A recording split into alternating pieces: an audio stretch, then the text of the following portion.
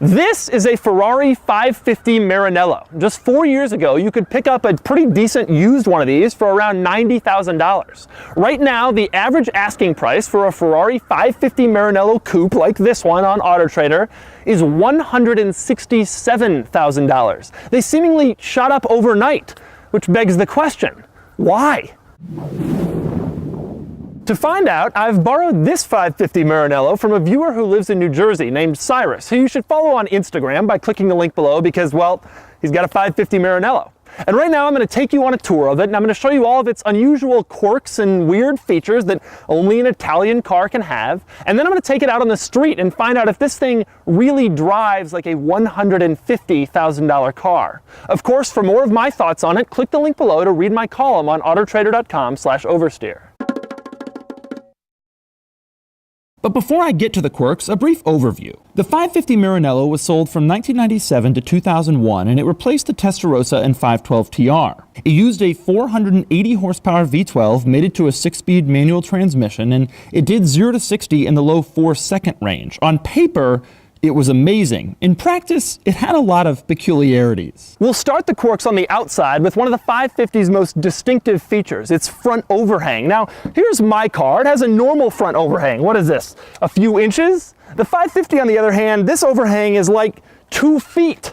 Needless to say, you don't really want to be taking any speed bumps in one of these. Now, one of the other things you'll notice about the exterior is that this car doesn't really look like a Ferrari. It's not red, it's not crazy low to the ground or wide. The engine's in the front and not in the middle. That's because this car was intended to be more subtle, and this particular one was intended by the original owner to be more subtle still. It doesn't even have the fender shields on the side, which you see in almost every Ferrari. This person wanted their car to blend in.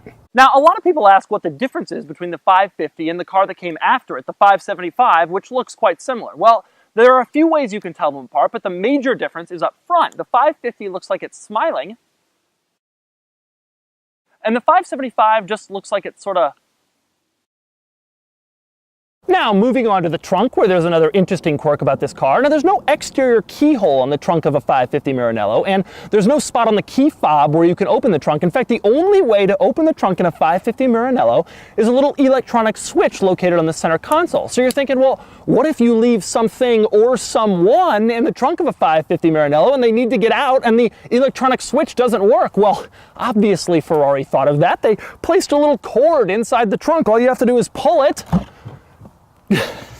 Oh, it opens the fuel door. In other words, if you want to kidnap someone, 550 Maranello. Speaking of the center console switches, let's talk about them for a moment. On the left, you have the ASR switch. That one's obvious. It turns traction control off. Next to that, you have Sport. Why does a Ferrari V12 need a sport mode? I'm not really sure, but the next one's even more confusing. It's a blank switch. This car cost $250,000 when it was new. Why could it possibly have a blank switch? Moving on, you have the fog lights. Now, the fog light button is interesting because the fog lights are located there.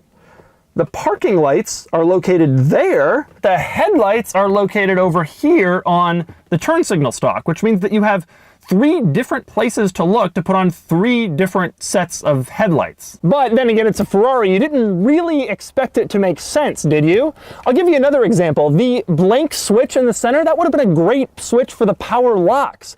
But Ferrari decided, nah, we'll leave that one blank. Instead, to activate the power locks, you just lock one of the doors and then the other one locks too. You want them unlocked? Just unlock one of the doors and then the other one locks too. So there's no lock switch in the car. You just kind of turn one of the door locks and the other one follows suit. Another unusual thing about this car, the climate control system. Now, in your car, you probably have a few different switches for the climate control. One that controls hot and cold, one that controls where the air comes out, and one that controls the intensity of the air. And this car has all that too, but it also has one button, if you want to turn off the climate controls, that's marked stop. So you can turn it to 0, but it's still not fully off. Instead, to turn it off, you also have to press stop. I'm not sure why that is, but remember, it's a Ferrari. Since I'm discussing the interior, time to talk about one of this car's most distinctive features. It's filled with factory carbon fiber. That's common now, but 20 years ago it was really rare, and there's carbon fiber on the door panels, carbon fiber on the door sills, carbon fiber on the parking brake boot. The sport seats are surrounded in carbon fiber, the shift knob is carbon fiber, The entire center console is made of carbon fiber, and even the gauges are surrounded by carbon fiber. It's really cool. Less cool is the rear parcel shelf, which is finished in acres of rather tacky-looking diamond stitching. Another interesting interior quirk, you get in this car and the first thing you try to do is reach for the seatbelt, except the seatbelt isn't over here. Instead, the sports seats in this car, the seatbelt actually goes through one of the holes in the seat for you to put it on. Just something I'm not sure I've ever seen before. And then we get to the single most annoying quirk of the 550 and all other Ferraris of this era.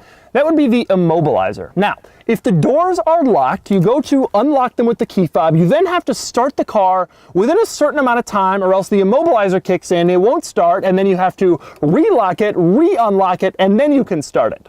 If the doors are unlocked when you approach the car, you have to relock it, then unlock it, get in and start it within the set amount of time, or the immobilizer kicks in and the car won't start. So it's been a while since I've unlocked the doors. I'm going to give it a shot.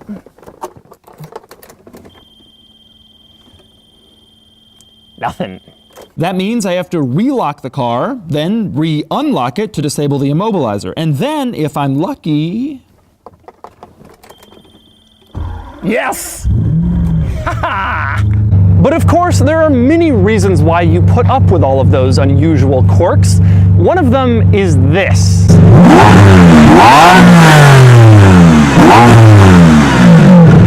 But maybe the biggest reason this car is so rapidly rising in value is right here, the manual transmission. This is the last Ferrari V12 that came standard with a manual transmission. And while Ferrari made some stick-shift examples of the 550's successor, the 575, they're few and far between. The same thing goes for the very few stick-shift 599s that Ferrari made. Generally speaking, if you want a stick shift and a V12, the 550 is the most modern Ferrari that you can have. And in today's world of dual clutch automatics, old automatics feel slow and clunky, and they're expensive to fix. So more buyers are turning to stick shifts, which is causing their values to shoot up. But just how does it feel to get behind the wheel of a V12 powered stick shift Ferrari? All right, driving the 550. This is very exciting. This is a very cool car.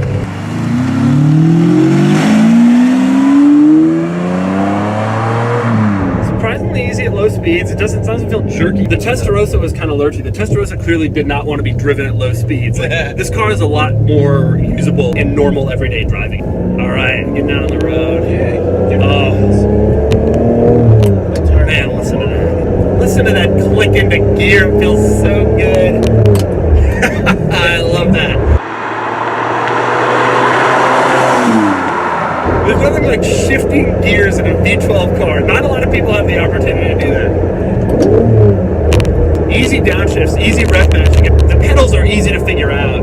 And the clutch is heavy in this car, but it's not crazy heavy like it is in the Testarossa. And most importantly, it's linear, which is good. You don't want a clutch that has this weird kick thing. That's always really annoying. The pedal box is really small though. I can barely get my foot in. It rides very well. I mean, this is clearly not the mid-engine Ferrari. You know, when the public hears Ferrari, they just think of fast cars that are crazy and whatever. And there's actually different levels of Ferrari, and this one is for someone who's had a bunch of those mid-engine cars, and now they want something that's really fast and cool and all that still, but maybe it's not as high-strung as a mid-engine car. But when they really want to give it some gas, they can still do that and have some fun. Now, with that said, this car is still a blast around corners. One of the things I remember from driving these before is just how amazing it really feels, and boy, does it ever. It's just so flat. It's funny to think this car is 20 years old. Oh, listen to that. Yeah, the downshifts are so easy because the clutch is pretty easy to figure out, and the acceleration is linear, the pedal travel is linear.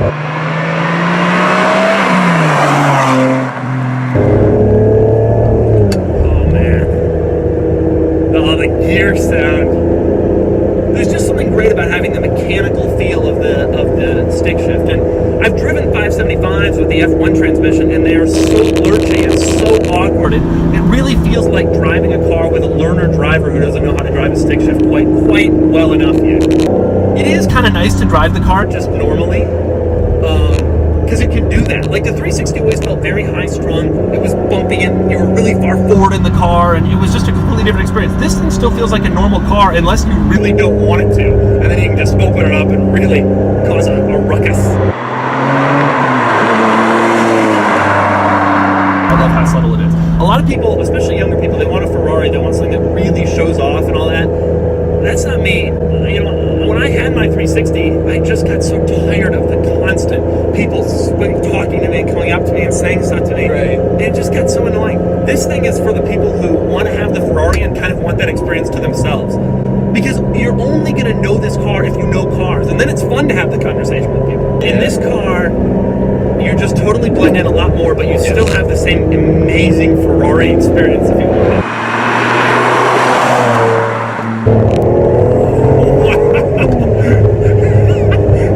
I just love that I'm doing all this and I'm shifting gears. The experience is just so rare. Oh, that sound, that little blip. Oh, there's nothing like that. Oh. It is so flat around the corners and so composed. It feels like a modern exotic car in corners. And then you get on it, you floor it, and it feels like a modern exotic for speed. You know, I mean, the F12 seems like a very cool car. I've never driven one, but I would surrender a second 0 to 60 and still do 0 to 60 in 4, whatever this car does it is, in order to have this experience and this. So there you go. The 550 is cool and subtle in a way that the screaming bright red mid-engine Ferraris just aren't. It has a lot of unusual Italian quirks and features, but most importantly, it offers modern V12 performance with a manual transmission. There are V12 Ferraris that are faster than this one, but they don't have that stick shift that everybody seems to want. And there are manual Ferraris, but they don't perform as well as the 550. Simply put, this car is the only one that marries true, amazing, modern-day V12 performance with the enjoyment of a manual transmission. Of course, these things are shooting up in value, and I suspect they're only going to continue to go up from here.